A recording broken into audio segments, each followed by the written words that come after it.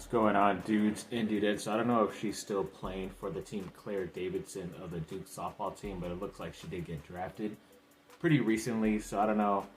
I think that's probably like some type of professional league that they have for the softball players now, like they've been doing for the women's soccer side. So that's pretty cool for her. Already knows where she's going to be going after she graduates. So that's cool to see. But yeah, this is going to be mostly about Duke softball because they went on a pretty nice run this last weekend. I think it was Friday or Thursday. They ended up playing against Morgan State where they hosted that regional game and got that victory 6-1. And the next day or so they played against South Carolina, beat them 8-0, and had to play against South Carolina again to advance, and they won 10-1. So they advanced to the round of 16, which was great to see. And I think they now have a best of 3 series starting Friday versus the Missouri Tigers of the SEC. So that's going to be a pretty good matchup, and it's the first time in program history they got to the 50-win season overall in one season. So that's pretty cool. A lot of great congratulations for them. Like I said, I don't think this team has been around for a while. I think I heard that comment pretty recently, but they've done quite a bit of stuff in that small amount of time, and that's why I said if USC just does it, then they'll get a lot of talent too. They won't go to UCLA, Arizona, and all those top schools somewhat locally to California. They'll all come to USC. You gotta believe me. But yeah, great congratulations to them. Looking forward to that big matchup. I think it's gonna be played at Missouri because they're probably like a higher seed or whatever. These women are ready for it and looking to cheer them on this weekend coming up. And then, yes, the ex-Duke basketball player Derek Lively II just won or was congratulated with the second All-NBA rookie team announcement. So that's pretty cool for him. I'm pretty sure he would have been first team if he was just more healthy. But I know a lot of guys were probably going to get picked ahead of him, like a Chet Holmgren, even though he's technically in his second year. It's his rookie year because he missed all of his first season last year, and then Victor Wembanyama, the number 1 pick. Those guys are probably pretty much would have taken his spot on the first team. But either way, still made the second team, even though he didn't play the full season, and was really big for them down the stretch in that Game 6 to help them advance to the Western Conference Finals over this last weekend. So that was very cool to see. So he's making an impact. That's why it sucked to see him leave after one season, because he definitely helped them really well toward down the stretch for Duke going into March Madness. But yeah, congrats to him, and looking forward to seeing him do some business out there in the conference finals. I know Duke, as of total players from one school, they are leading with 4 players from their school in the conference finals. Obviously, it's Derek Lively II and Kyrie Irving, both with Dallas, Jason Tatum with the Boston Celtics, and Wendell Moore Jr. with the Minnesota Timberwolves, who doesn't get much playing time, but he was still one of the more known players coming out of Duke when he was playing there and starting for them the past couple of years before he went to the NBA. So yeah, good luck to all those guys. It'll be pretty crazy conference finals. At least the ex-champion Denver Nuggets got knocked out over the weekend, which was nice to see because they did knock out my LA Lakers. So a little bit of, come-uppance for them. So that was nice to see.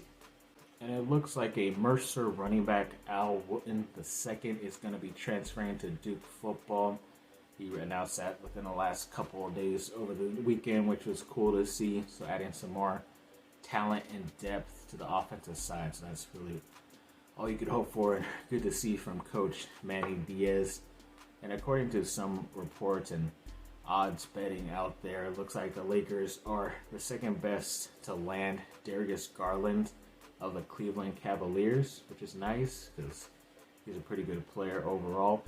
So I would not be mad about that, because I think there was already talk that the owner said he would never trade Donovan Mitchell, who we did a mock draft for last week, to the Lakers, and that he would not trade him to the Lakers ever. So now we kind of have to go with the next guy, because it seems like that whole team is going to be pretty much blown up, because a lot of controversy came out after that loss to the Celtics, I think it was a couple of days ago. But obviously got the brain going, did a mock trade on fanspo.com, and obviously the Lakers here get Darius Garland in the trade, but they also send out D'Angelo Russell, Rui Hachimura, the 2024 first round pick, and the 2029 top 5 protected first round pick from the Lakers. In this scenario, I don't think you have to give up 3 first round picks for a player like Garland compared to Donovan Mitchell, because both those players are basically asking it out anyways, but Mitchell has more of that star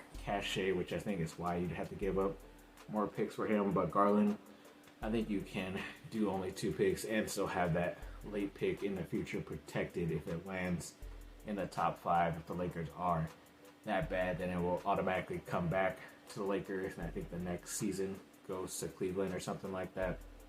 But either way, this also has to work if D'Angelo Russell accepts his player option at like 18-something million to make this trade work, because if not, then you'd probably have to send Austin Reeves and somebody else to make up that 18 million, which sucks, but it's still pretty doable when it comes out to money-wise. I don't think the Lakers can bring back a lot of money, but they can at least send more money out and return less money as usual. So that's always good to see and work out for them when it comes to the cap space. But I also did a trade that kind of gives them more depth to help them out, and they kind of give up some other players. And once again, D'Angelo Russell has to accept this player option, but I think it works out because it's 2 players that are most likely going to get traded just because their teams don't want to pay them for some reason, even though I think they are good players. But in this mock trade scenario, I have the Lakers getting Bruce Brown from the Toronto Raptors and Luke Kennard from the Memphis Grizzlies.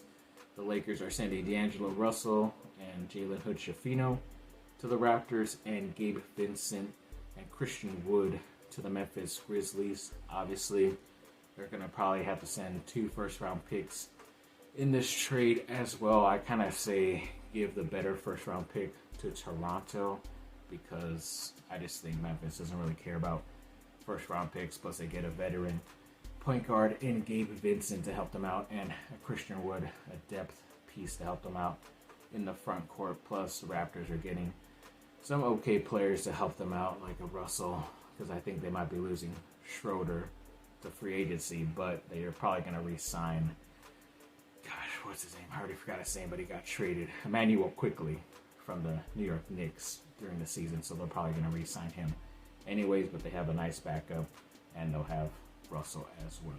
And yeah, a big shout out to everybody who's been able to get my YouTube channel up at over 1,000 subscribers. It's been a pretty grueling couple of years, and they pretty much started officially more uploading consistently in like 2017-ish, maybe 2018 or whatever, around that time. And I think around there I had like a little over 200 subscribers. Wasn't really posting much, just a lot of random stuff, and then finally doing more of these sports videos and adding some miscellaneous stuff, movies and birthdays, and eventually ended up getting up over 1,000. So yes, thank you to family, friends, whoever, strangers and stuff, everybody liking and watching my content. Yes, the shorts helped out a lot with highlights from basketball and all that stuff, but sometimes random things talking about certain subjects, so sports stuff, ended up blowing up and getting a lot of likes and views as well. So yes, definitely very happy and excited. This is just the first step in order to trying to monetize and make some money on YouTube. Finally, I think I have to do something else with like either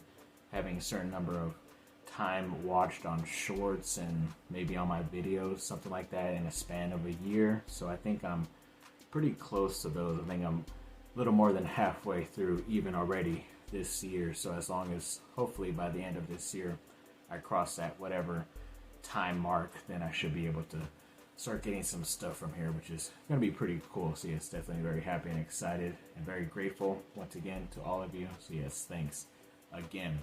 Thanks for watching, people. Like and subscribe. Comment down below. Let me know what y'all think. Have a good rest of your day. Bye. Let's go, Duke.